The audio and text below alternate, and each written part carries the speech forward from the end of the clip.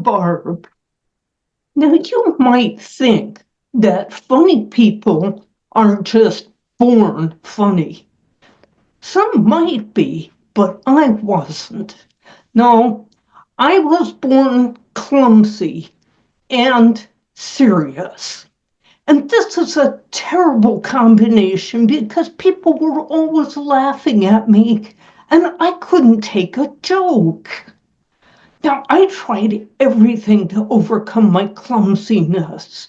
I took ballet lessons. I practiced walking with a book on my head. Don't do this with pets at home.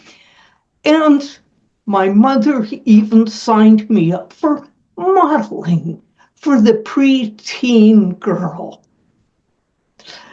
Imagine, if you will, modeling with oversized glasses, dental braces, and huge brown orthopedic shoes. It was just not one of my favorite memories. And it was to no avail anyway. As it turns out, I'm not clumsy due to lack of coordination. My clumsiness is due to my vivid imagination, which regularly overwrites my whole sense of reality and causes me to forget what I'm doing. Just long enough to forget that I'm carrying a cup of tea. Just long enough to forget that escalators come to an abrupt end. And just long enough to forget to get a good solid grip on the door before I try to open it and walk through. So if I wasn't born funny, how did I become funny? Well, it all started one evening in a pizza parlor. Back in my 20s, I was a delivery driver and we were having a slow night. So I went into the kitchen to hang out with the cooks, who were funny guys.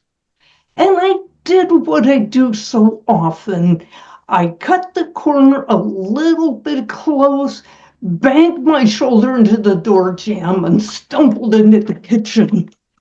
At which point one of the cooks looked up and said, "So, how's finishing school coming, Grace?"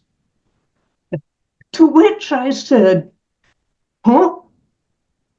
The other cook had to explain it to me.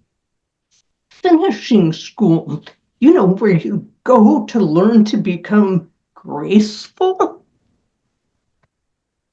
Oh, now I might not have gotten the joke, but I did get that they were teasing me. But they still liked me. And this wasn't so bad.